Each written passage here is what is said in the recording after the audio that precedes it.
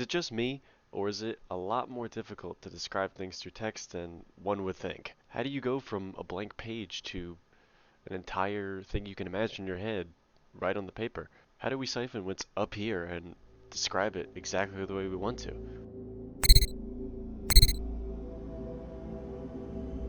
Hey, what's up? I'm back.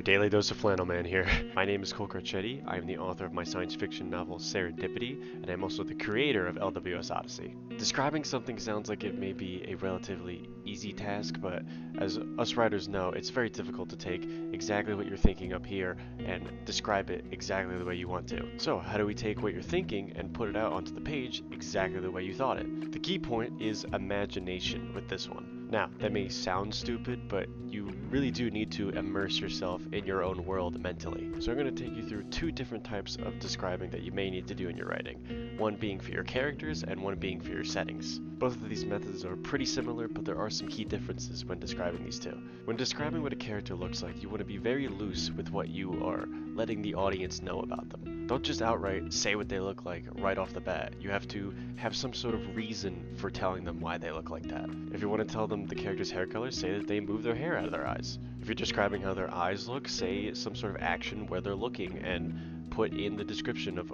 how their eyes are specifically colored and shaped as they're pointing towards something. But if you're really having a difficult time picturing what your character looks like in your head, then this is a method you need to do. Go to the internet and start looking up pictures similar to what you think your character might look like. If it's a woman with short hair, look up pictures of women with short hair. If the character is wearing leather clothing, look up people wearing leather clothing and get some ideas on how that might look on people. Gather up all these photos that you can that are unrelated to one another and piece them together like Legos. Sometimes I like to take those photos, put them in PowerPoint, and sort of sketch out how that character might look when all those pieces are together. Now don't worry if you're not an artist, I'm not an artist, this ends up looking very scuffed and really bad.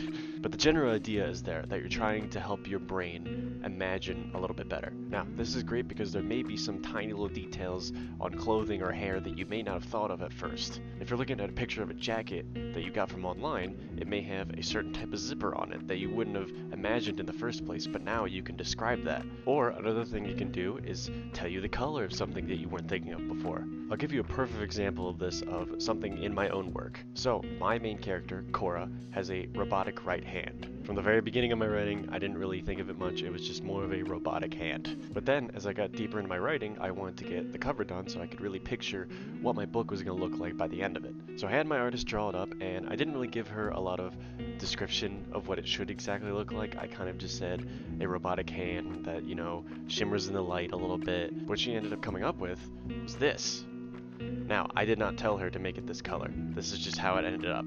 But now, every time I think of Cora's hand, I think of this bluish metal that I wasn't thinking of before. Something that an artist took artistic liberties on helped me imagine it a little better.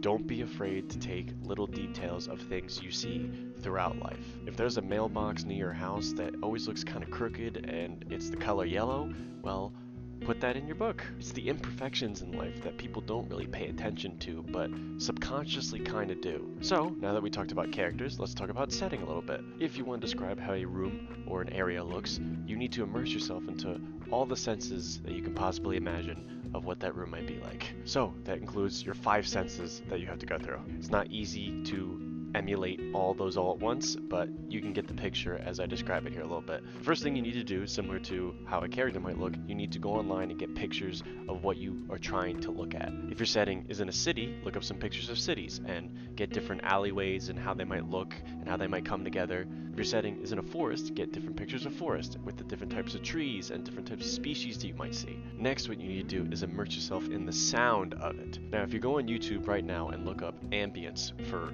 literally any setting ever, it exists. You can get forests where birds are chirping in the background, you can get cities where there's sirens and horns honking. So if you combine that sound and those pictures together, you can really start to formulate where you might be when you're imagining things. Now when you're describing, there may be sirens in the background that you weren't thinking of before that you can describe out. Now if you can't seem to find what you're looking for on Google or YouTube, there's actually an excellent website you go to called Pixabay. Pixabay has copyright-free material of images, videos, sound effects, music, anything you can possibly think of. I'm not sponsored or anything, I'm just promoting what I use from one author to another. Keep imagining, keep immersing yourself, and show the world it's missing out on what you're coming up with.